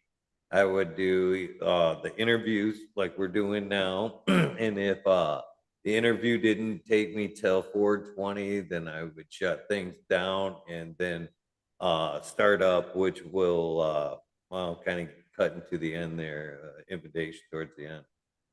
But I would finish off the night with what I now call the Weed Nerd World, which is the panel show only open to past guests. So, and now you'll be invited to this at the end, That's a great basically. idea. So the link that I sent you this evening will always be good. Anytime you see like a Weed Nerd World, it's an open panel. It's come and go. Anybody as they want to come and go and chime into whatever we're talking about. Oh, that's a great idea. So I would finish off the night. If the interview didn't take me till 4:20, then I would fire up the Weed Nerd World and we would have some fun until 4:20, and then I'd sign the night off. And I did that for 400 plus episodes before I had to take a break. And but it's been a good run, and so that kind of like when I speak of our similarities, we have a similarity path here to where cannabis was in my life, obviously super young. I kind of did a lot of the dealing and stuff as well. I don't want to get into my story too deeply here, but Oh, come the now. the Open way the forum. way cannabis has changed its course with me several times, and but it's as many times as I've hit bottom and question everything, cannabis has always been there. You know what I mean? When I look at things, what I want in my life, cannabis has always been a backbone and a way to move forward. So, at this point, I am super still passionate about cannabis. Um, but I love hearing the stories like yours and everybody else's, why they use this plant. Why is it such a staple in their life? You know what I mean? There's so many great stories out there. So I Um, became very passionate about, hearing stories like yours and everybody else's. To that's fantastic. why they do it today. You know what I mean? So, uh, That's fantastic. I would say that on March 10th, 2020, I died. And so I got in a huge car accident in a Mini Cooper and had three cars pile up on me on the interstate at 75 miles an hour, and I was put into a coma and woke up to a COVID shutdown that I didn't know existed. I was in the ICU, and they told me that it was a pandemic and they were shutting the hospital down. And everybody was in bubbles in the hospital and everything. And that's what I woke up to. It was the wildest March of my life. Yeah, 2020 was a rough one. It I was that can't imagine going from fucking normal life to waking up in that fucking reality. it was gnarly. It connected to all these machines because my sternum and all my ribs were broken apart.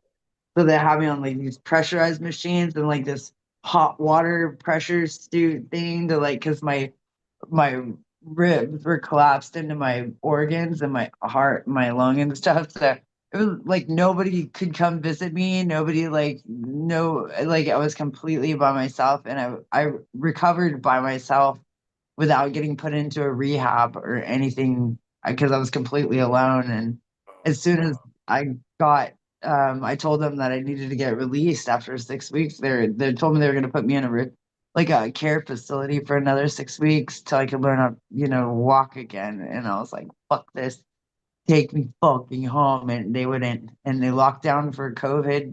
Like they said, you have 60 minutes. We're locking down for COVID lockdown. And I got a friend of mine to come get me. I couldn't even walk and went back to my house and recovered by myself. Just started smoking weed and didn't even take their pharmaceuticals. I healed that shit by myself with ganja. That's pretty awesome and pretty crazy. Wow. Talk Yeah, about having to dig deep, into yourself to kind of dig your way out. Wow. yeah. And as soon as I could, I started. I still had plants going too, so it's like I had calves on my legs when I started walking out a walker, and I was planting that depot. Just by myself with a walker. That's when I have to wonder, like, are you a fucking drug addict? Because you do some crazy ass shit right now for that plant. You've done a lot of crazy ass shit for the plant. Yeah, you definitely got to wonder about it, That's dedication right there. right? Yeah.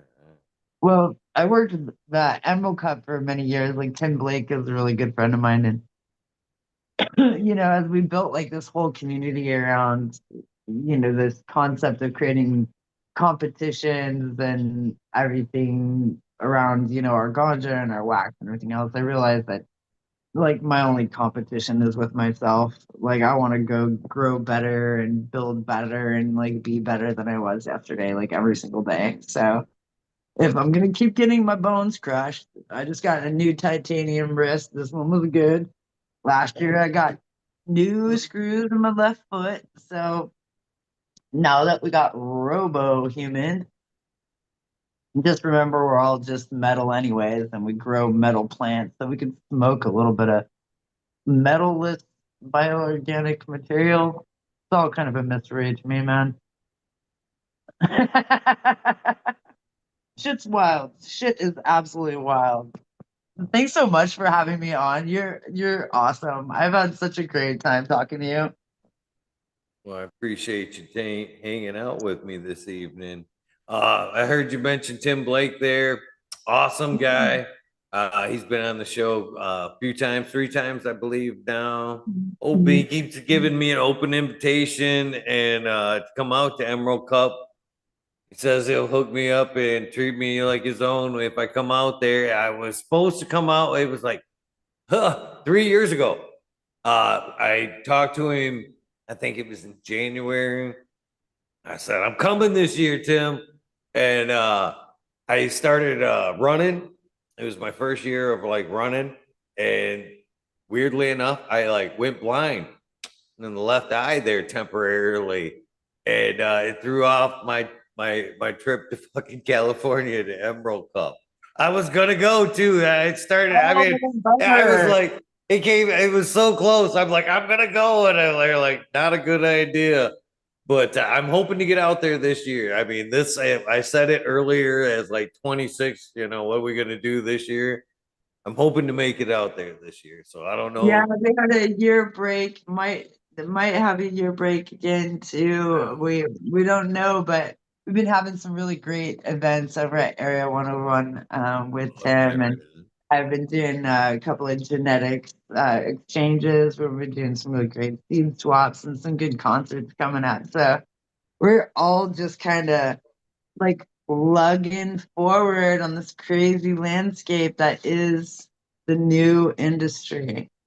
It's kind of wild, but Tim's definitely my bro, and he's definitely still working his ass off to continue forward with what we're doing.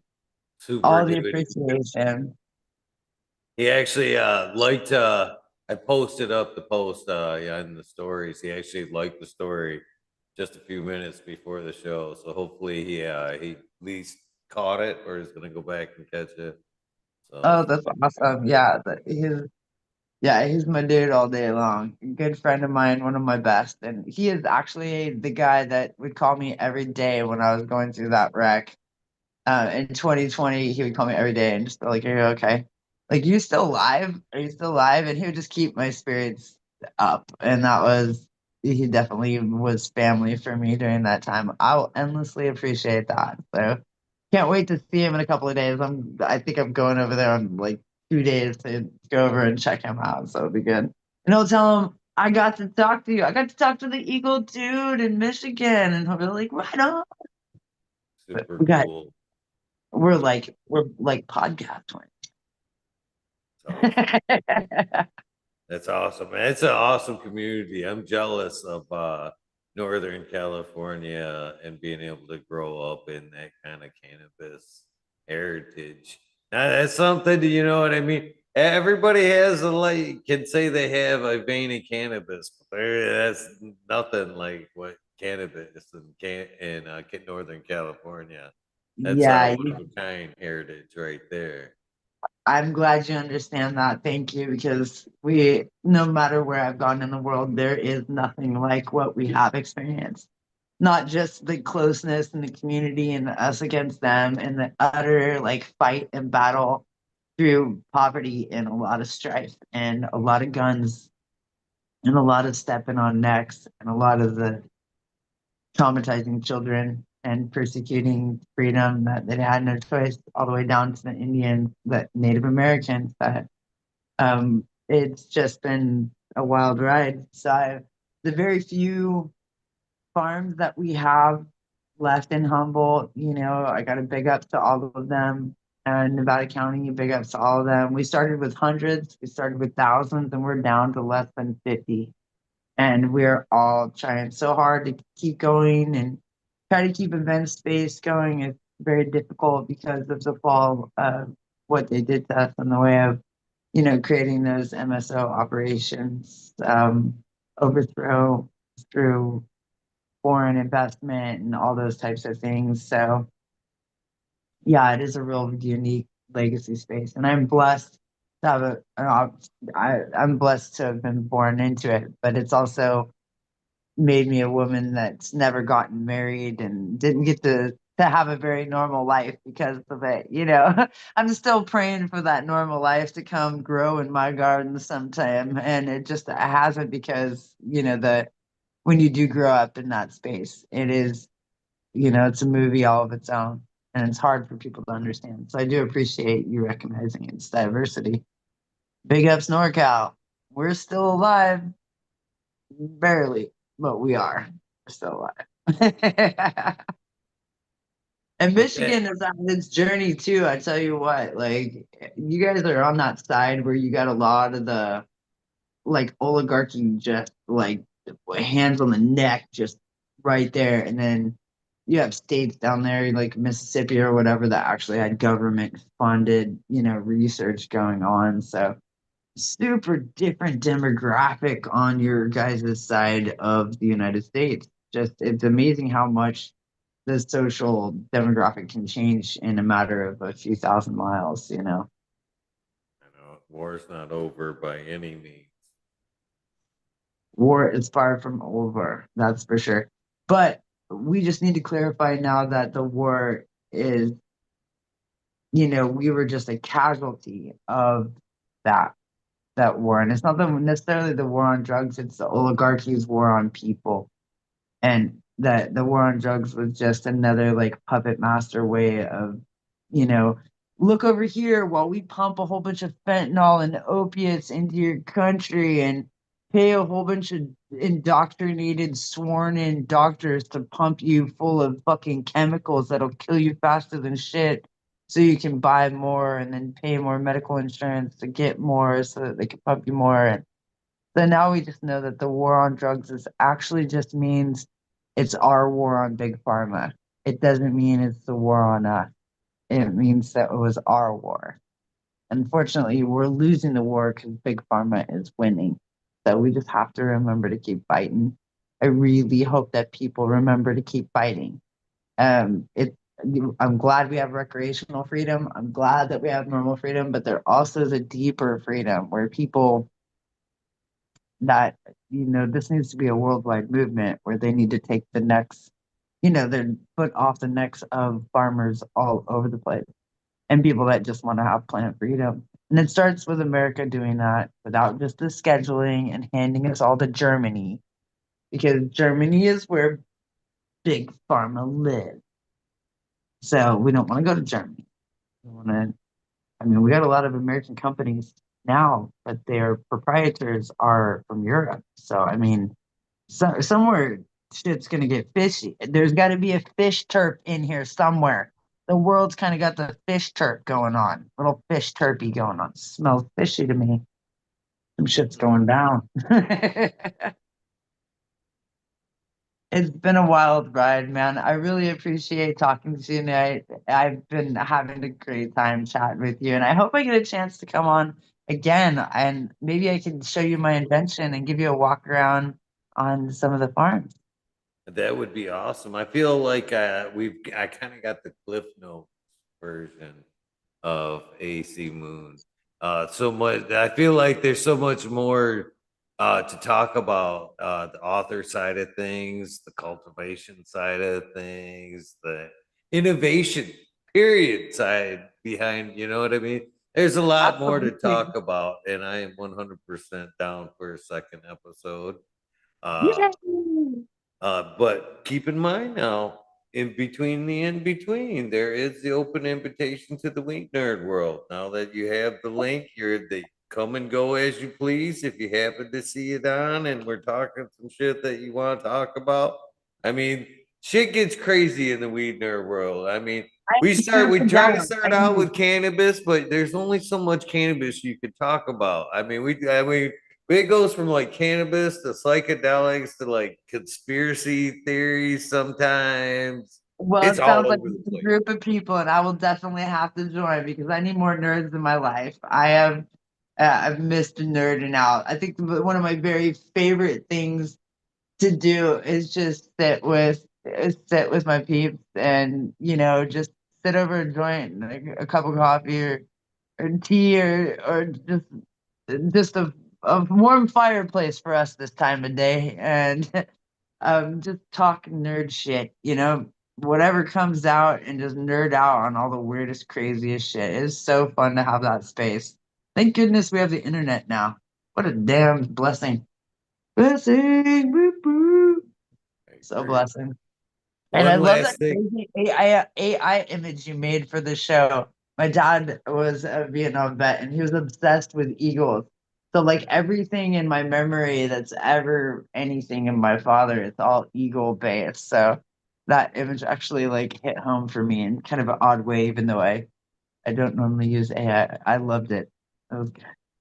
I Like, cool, cool. I'm love glad your you did. name, man. You got a great name. Thanks. I appreciate that.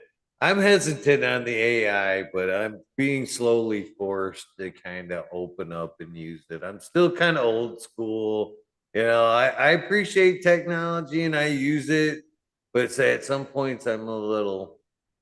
Right, weary. You gotta check it out. I think it's how we use it. As long as we use it as we're creating with it and not it's creating for us.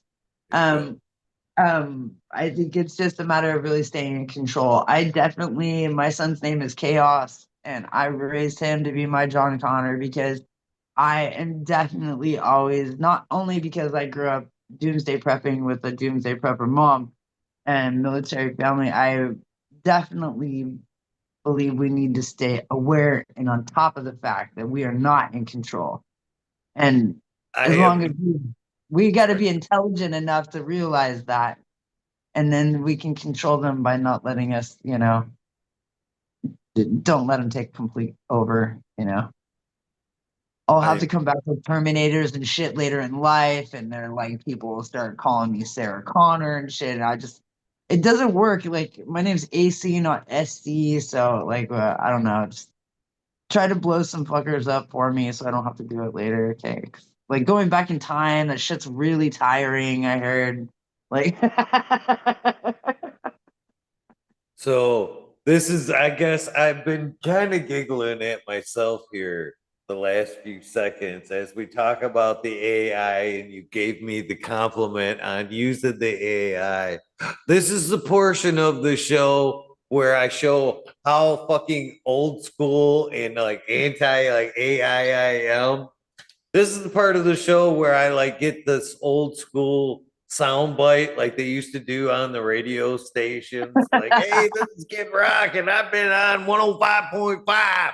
But what I'm looking for from you, my version of is, hey, this is Eagle, and I've been on fucking talking shit with Eagle, episode 852. This will not be an AI commercial for the future. This will be a hell yeah. commercial that you made. Yeah, I'm so down.